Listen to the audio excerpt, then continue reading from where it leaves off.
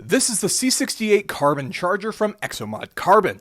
This is a full carbon fiber body inspired by a 1968 Dodge Charger that's been placed on top of a Hellcat platform.